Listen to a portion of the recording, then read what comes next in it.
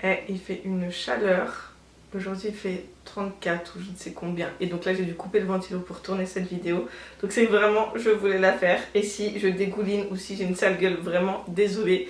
Et j'ai pas le choix. J'ai tout fait mais franchement je transpire trop et j'ai pas le choix, je peux pas mettre le ventilo sinon ça va faire trop de bruit. Donc, du coup, je suis quand même ravie de vous retrouver. Hello everybody, je l'avais pas fait, pardon. Je vous fais cette vidéo aujourd'hui puisque je suis en semaine 38, je crois, ou 39. Mon bébé est prévu pour maximum dans 2 semaines, donc ça arrive très très vite et je me suis dit c'est le moment de faire un bilan sur les 9 mois qui viennent de s'écouler, sur un petit peu plusieurs thèmes que j'ai d'abord préparé et comme ça je me suis dit ça nous donnera un petit peu matière à discuter, à échanger, à voir si on est toutes passées par là et puis pour celles qui veulent être un jour enceintes, bah, c'est peut-être intéressant aussi de savoir par quoi on passe, en tout cas par quoi moi je suis passée. Je vous dis à tout de suite.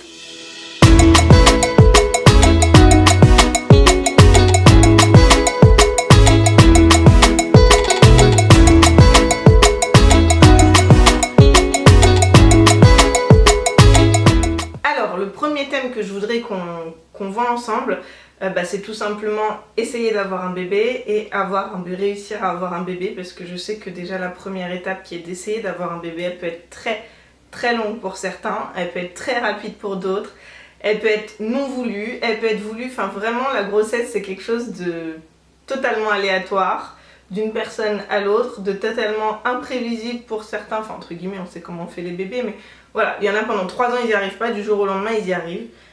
Moi sur cette grossesse là, donc j'ai déjà un premier enfant, j'avais mis un stérilet et sur cette grossesse là j'ai donc enlevé mon stérilet et à peu près 6 mois après, 6 à 8 mois je crois, je suis tombée enceinte.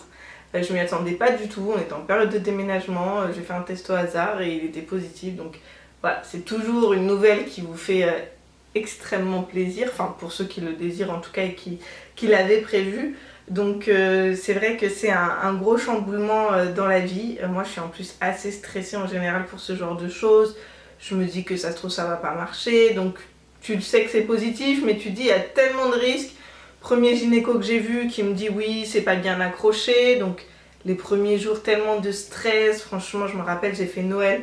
Je suis arrivée à Noël, j'ai dit tout de suite à ma mère, bon je suis enceinte, ça se trouve ça va pas marcher, il est pas bien accroché, enfin ça vous met tellement dans un stress les débuts de grossesse. C'est pour ça que je pense que c'est bien de le savoir pas trop tôt, parce que sinon il y a beaucoup de fausses couches quand même dans les 3 premiers mois et du coup on est un peu stressé, surtout quand on le sait très rapidement parce qu'on voit même pas bien le bébé à l'écho. Donc du coup j'avais vu ce gynéco là, une dizaine de jours après j'en ai revu un qui m'a dit ah non pas du tout, c'est bien accroché, mais de toute façon c'est trop tôt pour vous, pour se prononcer en tout cas sur la suite. Donc voilà, en gros dans tous les cas, tant que vous n'avez pas passé les 12 semaines, il n'y a rien de sûr. Donc c'est très très dur je trouve moi ce début de grossesse. Mentalement en tout cas pour moi ça a été hyper dur parce que t'en parles pas aux gens. Enfin en tout cas nous on en parle très peu et je trouve ça compliqué parce que du coup tu t'es tous les jours avec, tu vas au travail et tout et tu as envie d'en parler avec les gens mais en même temps tu te protèges en te disant bah, ça se trouve ça va même pas marcher. Donc vraiment je trouve que cette période elle est compliquée. Et puis il y a pas mal de symptômes, donc les premiers symptômes, moi j'ai eu très vite des douleurs ligamentaires, on reviendra après sur les douleurs, mais en tout cas j'ai eu très vite des douleurs ligamentaires, des nausées, donc du coup c'est difficile quand en plus vous le cachez aux gens. Donc bon, voilà, la première étape entre j'essaye, j'apprends le test est positif, je vais chez le gynéco où je fais ma prise de sang et j'atteins les 3 mois, vraiment je la trouve longue, je la trouve très stressante, je la trouve fatigante. Et vraiment moi j'arrivais pas à être vraiment heureuse parce que je me disais ça se trouve tu vas être heureuse mais tu vas le perdre. Donc c'était une période assez difficile pour moi. Mais en même temps voilà tu as espoir et tu te dis ça se trouve ça va marcher. Donc voilà pour la première période, je préfère vous le dire, en tout cas moi c'est comme ça que je l'ai vécu. On va passer sur le thème 2 qui est les douleurs. Donc en préparant cette vidéo là, je me suis rendu compte que les douleurs, il y en a eu vraiment pas mal. Et que dans douleur, il y a pas que douleur vraiment, mais c'est vrai que c'est quand même assez important dans la grossesse, mais finalement c'est pas du tout les mêmes d'une personne à l'autre. Donc moi comme je vous le disais, ça a commencé au tout début quand je l'ai appris, très vite, genre même pas une semaine après, mais je pense qu'il y a un peu de psychologique. J'avais des douleurs ligamentaires dans le bas du ventre, j'arrivais même plus à faire mes pantalons quoi. Donc voilà. Ensuite, sont venues les nausées. Je les avais eu pour ma première grossesse, pour la deuxième là ça a été encore plus. Donc les nausées c'est chiant, enfin c'est surtout le matin, enfin moi c'est surtout le matin. Donc tu te prépares à aller travailler, t'es pas bien, t'as envie de vomir, c'est tous les jours, franchement c'est un peu... c'est long, franchement c'est long. Heureusement que moi c'est que les 3 premiers mois, mais c'est pas facile, je suis un peu essoufflée, désolée, parce que je suis debout et que j'ai un peu du mal à rester debout, je suis facilement essoufflée, donc je suis désolée si ça s'entend. Mais en tout cas voilà, je disais que c'est assez compliqué au niveau des nausées, parce que tu te dis toujours, ça se trouve je vais être dans un endroit, je vais être en réunion ou quoi, d'un coup t'as une nausée, ça le fait pas trop. Donc voilà, ça a été un symptôme quand même pour moi qui était assez chiant. Après donc j'ai eu les jambes lourdes très vite, j'ai eu les jambes lourdes.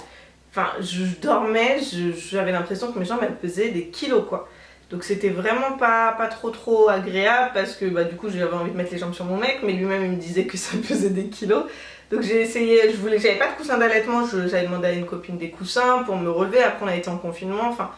Du coup ça a été quand même assez long jusqu'à ce que le gynéco me donne des bas de contention et ça a bien aidé. Donc, et vous voyez pour la première grossesse j'avais pas eu ça. Mais là c'est vrai que c'était, franchement j'avais l'impression d'être hyper lourde quand j'étais couchée.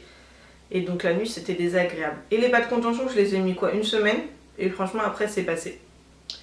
Après les douleurs de jambes lourdes, un truc vraiment pas très glam mais il faut vraiment que j'en parle parce que pour moi c'est très important et c'était pareil pour ma première grossesse, c'est la constipation.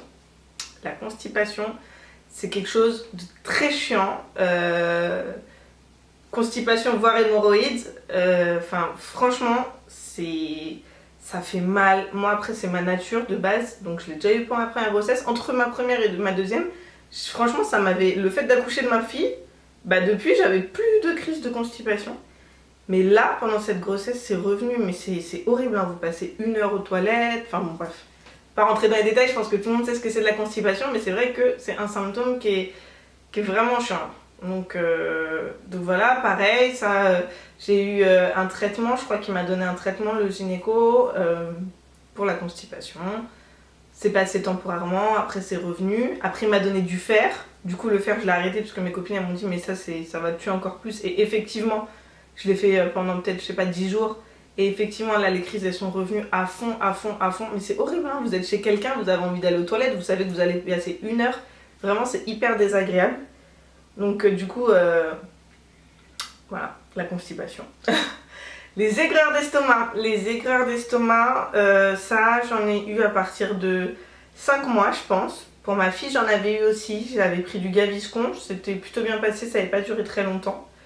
Là il m'a donné de l'Inexium, c'est pour rétablir l'acidité mais c'est un traitement d'1 mois. Et comme moi je suis têtue, j'ai pas fait le traitement d'1 mois et j'ai pris genre 1 semaine et ça passait, donc après j'ai pas repris. Pendant un moment c'est passé et après c'est revenu. Et du coup quand c'est revenu en pire et j'ai même fait une nuit où carrément j'ai appelé le SAMU parce que je voulais vraiment leur conseil, je sais pas, ça m'a paniqué total, j'étais en train de dormir, d'un coup j'ai senti un truc qui remonte et qui me brûle, mais comme ça m'avait jamais brûlé, ça me brûlait entre les seins là, et c'était horrible, j'avais même du mal à respirer, j'en ai vomi, enfin vraiment je me suis dit mais ça se trouve il y a un truc que je connais pas et que c'est pas du tout en rapport avec la grossesse, donc je les ai appelés pour avoir leurs conseils, franchement c'était horrible. Ma mère m'avait acheté du Maalox et j'ai vu des mauvais avis sur le Maalox, donc j'avais pas trop envie de le prendre, mais finalement je l'ai pris parce que je me suis dit non mais là c'est pas possible quoi, faut que ça passe. Ça va, c'est passé, j'ai réussi à me rendormir. Mais bon, les aigreurs, voilà, c'est jusqu'à aujourd'hui, on m'a conseillé le verre de lait. J'avais fait un petit sondage sur Instagram, un verre de lait froid avant d'aller dormir, et franchement, ça a plutôt bien marché. Là ça va mieux, donc depuis 1 semaine à peu près ça va mieux. Je suis plus réveillée par mes aigreurs, donc franchement, cool. Ça, c'est top. Insomnie. Bon, ça arrive. Ça, je sais. Moi, je pense que c'est le stress. Honnêtement, je pense que c'est le stress. Mais après, je sais pas. Peut-être qu'il y en aurait d'autres qui auraient d'autres explications. Mais moi, quand je vois le truc, je pense que voilà. J'en ai de plus en plus. Et ça dépend des nuits. Et je pense vraiment que c'est parce que voilà, ça cogite. Et donc, tu te réveilles, j'en sais rien, pour faire pipi. Parce que un des symptômes, c'est aussi de faire pipi 100 fois par jour. Et encore plus la grossesse avance. Et la nuit, enfin moi il m'est arrivé de me lever peut-être 7 fois, 8 fois, 9 fois dans la nuit pour aller faire pipi. Et du coup quand tu te réveilles un petit peu, après t'arrives plus à dormir. Donc ça c'est un peu relou. Mais après, enfin voilà, moi je sais que je me réveille, j'arrive pas à dormir pendant genre 2 heures, je reste au lit, je me dis je me lève pas exprès, et puis après je me rendors. Mais c'est vrai que c'est chiant, mais je pense que c'est parce que ça travaille un petit peu, même le soir je me couche très tard, parce que j'ai pas envie de penser à ça, donc je regarde des séries ou quoi. Bon, c'est le jeu, hein, c'est normal, voilà, c'est un événement stressant. Depuis le départ, ça change la vie, hein, donc franchement c'est normal qu'on ait toutes une période de stress, même si on le vit chacune différemment. Il y en a qui vont faire comme si, qui vont essayer de pas y penser, il y en a qui vont être hyper stressés, ça va se ressentir, et puis d'une grossesse à l'autre ça peut être différent aussi. Voilà, en tout cas ce qui est sûr c'est que c'est normal qu'il y ait un stress, on va avoir un bébé, ça va changer notre vie, on passe par des périodes pendant la grossesse, c'est quand même 9 mois, hormonalement, il y a énormément de changements et forcément ça nous angoisse. Moi, mon angoisse, ma première angoisse, bon ça a été de le perdre comme je vous le disais, mais après c'était aussi de se dire waouh, ça fait 4 ans qu'on a une vie à 3, demain on va être 4, comment ça va se passer? Et c'est un gros stress quand même, je trouve. Donc voilà, insomnie j'ai dit, douleur de dos. Douleur de dos, j'en avais eu pour la première, j'avais fait un petit peu de balnéo, c'était passé. Là par contre ça m'a fait de la sciatique carrément, donc à la limite que le dos tire ok, mais la sciatique, donc ça veut dire côté gauche, de la fesse jusqu'à peu près le milieu du dos, jusqu'au milieu du dos, ça tire et c'est surtout quand je suis couchée. Faut me voir, hein, quand je me lève pour aller faire pipi, quand je vous disais les 10 fois la nuit, je marche, bon là je peux pas vous montrer bien, j'ai pas assez de recul avec mon appareil là, mais c'est vraiment, je marche comme une handicapée. Et puis même sans la sciatique, déjà depuis à peu près 5 mois de grossesse, je marche comme les filles qui sont à 9 mois parce que ça tire. Donc l'ostéo, franchement, ça m'a beaucoup aidé, c'est super bien, je vous le conseille vraiment si vous avez l'occasion de le faire. Pour ça, les contractions, c'est pas toujours douloureux. En général, ce sont des contractions qui sont pas douloureuses, mais c'est quand même bizarre. Et puis là, donc moi j'ai commencé les contractions douloureuses. Franchement, moi je les supporte plutôt bien, mais il y a des gens pour qui c'est très très dur les contractions. Donc voilà, et je pense qu'en dernier symptôme, je vais parler de la fatigue, parce que la fatigue c'est vraiment quelque chose qui est récurrent dans la grossesse depuis le départ. Vous avez des grosses périodes de fatigue, et c'est pour ça que je vous dis en même temps le stress, les hormones, enfin franchement c'est compliqué, vous vous sentez à plat. Et puis il y a des jours où ça pète la forme, vous êtes hyper motivé, vous allez refaire votre appart, vous allez aller faire ça à gauche, à droite, nanana. Mais il y a des jours où vous êtes vraiment à plat, donc faut pas croire que le congé mat c'est pour uniquement pour faire la chambre de bébé, c'est aussi pour se reposer et je pense que c'est important. Voilà sur le thème des douleurs, j'avais pas mal de choses, vous voyez ça dure quand même. Donc on va avancer et maintenant on va passer au thème 3 qui est humeur, angoisse.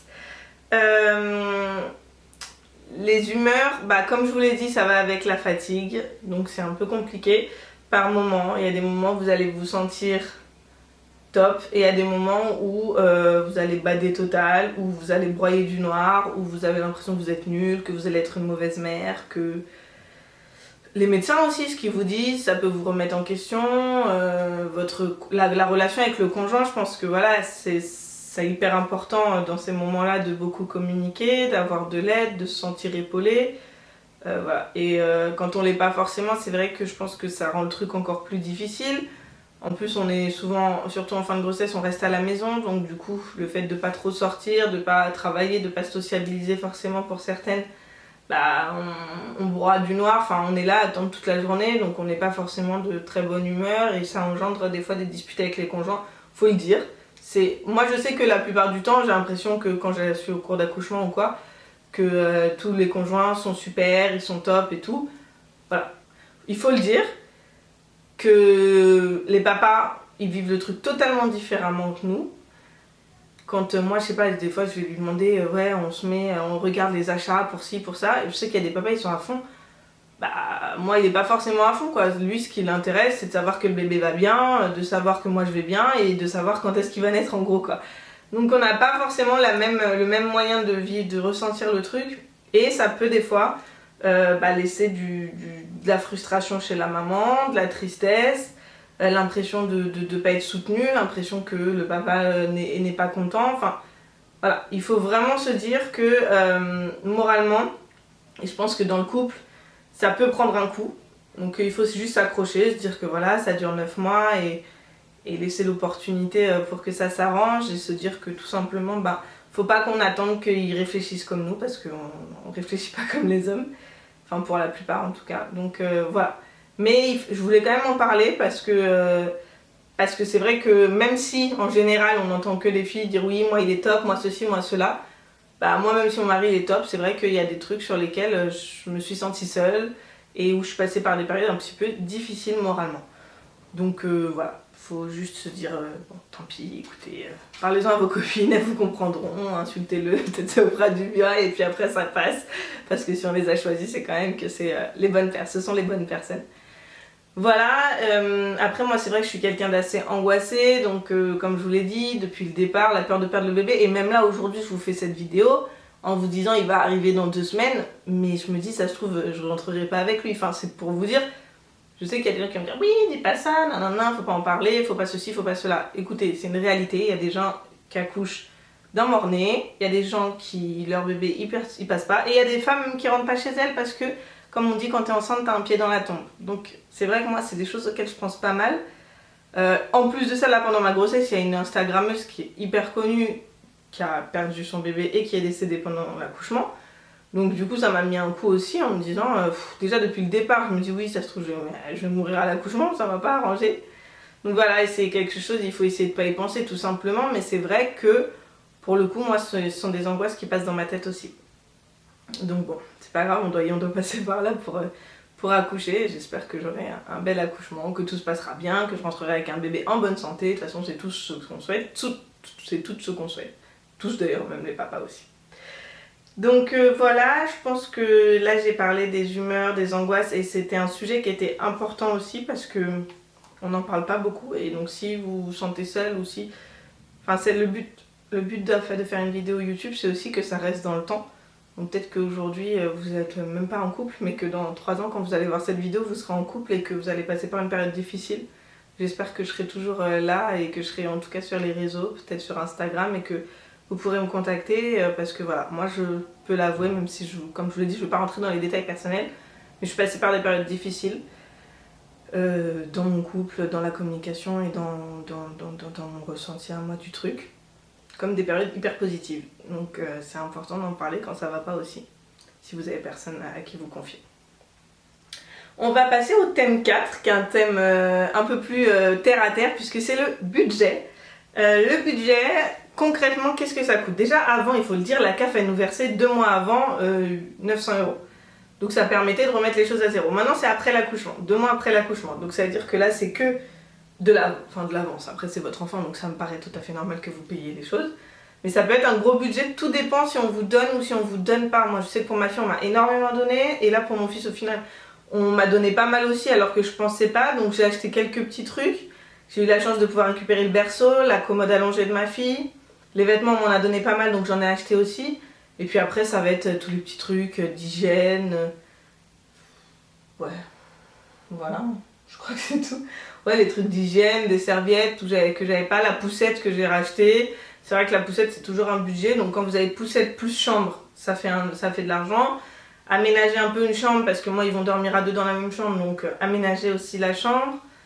Donc voilà, c'est vrai que ça faut penser à ce budget. Je pense que concrètement, grosso modo, pour préparer l'arrivée d'un enfant, si vous avez tout à acheter, lit, vêtements, commode, enfin tout, je pense qu'il faut compter, je dirais environ 1500 €. 1500 € d'investissement, parce que je compte en gros 500 € pour la poussette, 500 € pour la chambre, et encore franchement là c'est pas très cher pour 500 €, et 500 € pour tout le reste, donc ça va être vêtements et accessoires d'hygiène, etc. Donc vraiment 1500 € c'est au plus bas, et je pense que ça peut aller jusqu'à 2500 € si vous aimez la marque, si vous voulez prendre des trucs un peu plus chers. Donc il faut s'y préparer.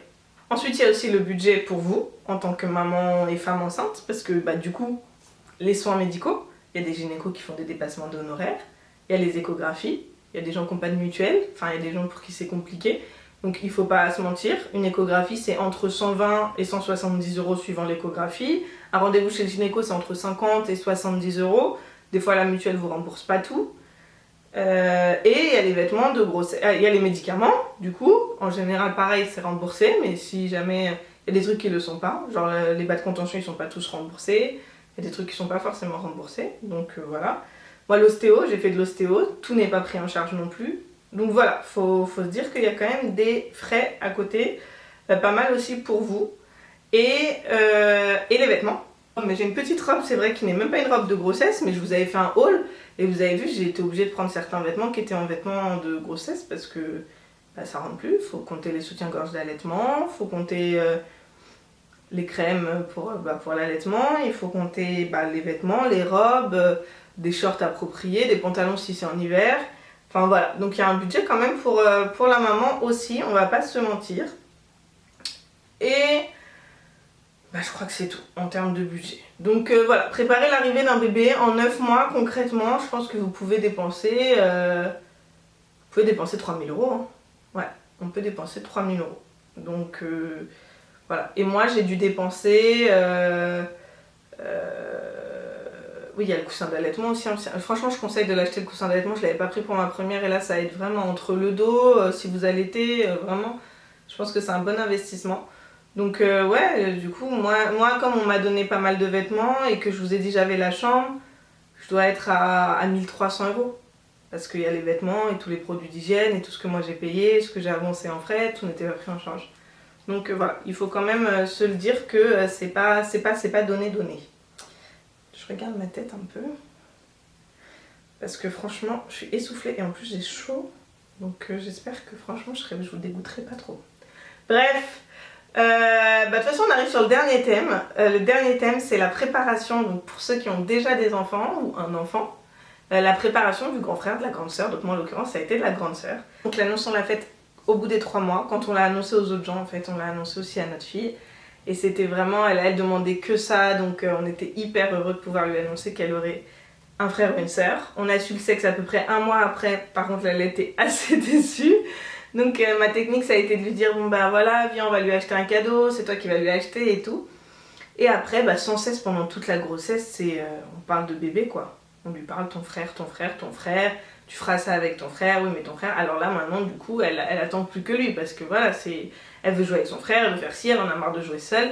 Et vraiment je pense que, et elle me dit oui moi je veux lui donner son biberon, je veux lui changer sa couche, elle essaye déjà, depuis 1 mois là elle arrête pas de jouer avec ses bébés parce que je pense qu'elle prépare réellement l'arrivée de son frère. Donc c'est trop mignon. Et je pense que ouais, les enfants ils peuvent hyper bien le vivre si on les implique avec nous. Vraiment, je crois que le secret, ce sera de l'impliquer avec moi pour qu'il n'y ait pas de jalousie. Déjà, j'ai la chance, elle a 4 ans, donc elle comprend bien. Ça doit être plus compliqué pour ceux qui ont des enfants plus petits qui ne peuvent pas parler. Mais en tout cas, moi, elle comprend. Donc du coup, je sais que ça me soulève, elle va vouloir tout faire avec moi. Il va falloir que je prenne sur moi au maximum pour vraiment que ces moments-là, on les passe ensemble, qu'elle se sente impliquée avec son frère et que aussi on passe des moments avec elle seule, que ce soit le papa ou moi, comme on pouvait avoir avant, peut-être des fois laisser le petit pour passer des moments seuls avec notre fille, j'en sais rien, un ciné, un truc qu'on peut pas faire forcément avec lui, pour qu'elle retrouve ses parents que pour elle, faire la même chose avec lui, je pense que ça c'est vraiment des bonnes solutions aussi. Faire beaucoup de moments de famille tous ensemble, mais aussi des moments chacun avec l'un et l'autre, soit les 2 parents, soit un parent qui emmène l'un et l'autre qui prend l'autre. Je pense que ça peut vraiment aider. Voilà, donc nous c'est comme ça en tout cas qu'on l'a préparé. Là, les dernières étapes, j'attends que bébé arrive. Il faut savoir que moi j'ai fait une version. Donc bébé avait la tête en haut et pas la tête en bas. Donc on a dû me le retourner à 37 semaines et ça a fonctionné, ça fonctionne 1 fois sur 2. Pour moi ça a fonctionné et pour l'instant il ne s'est pas retourné parce qu'il est possible qu'il se retourne. Donc du coup maintenant il a bien la tête en bas, c'est une manipulation qui fait assez mal. C'est pour ça que je voulais vite fait vous en parler aussi. Ça fait assez mal mais ça dure 1 minute et je trouve que ça vaut le coup. Après il y a des accouchements voix basse en siège qui se passe très bien, mais au moins c'est vrai que là je vais sur quelque chose que je connais plus a priori, parce qu'une césarienne aussi ça peut arriver à tout moment. Et c'est ça où je vous dis que ce sont des stress sans cesse la grossesse, parce qu'en fait on t'annonce que ton bébé est en siège, on te le retourne, mais finalement ça veut pas dire que tu n'auras pas une césarienne, parce que ça se trouve il y aura besoin d'un truc en urgence, ça veut pas dire qu'il se retournera pas au dernier moment. Des fois ils sont ouverts, vous êtes ouverts depuis 1 mois mais ils veulent pas venir, tu sais pas si tu vas durer 10 ans à l'hôpital pour que ton col s'ouvre, tu sais pas si on va devoir te déclencher, vraiment, c'est pas toujours facile. Donc voilà. En tout cas, moi c'est ce que j'attends maintenant, c'est que monsieur souhaite se présenter. Je vous remercie beaucoup d'avoir regardé la vidéo, j'espère avoir répondu à tous les sujets que vous aviez. N'hésitez pas à me contacter sur Instagram si besoin, Mélimel Paris. Je vous fais des très gros bisous et je vous souhaite plein de bonheur si jamais vous êtes enceinte, que vous voulez un enfant. Le parcours est difficile mais vraiment il est beau à la fin, donc je vous fais des gros bisous.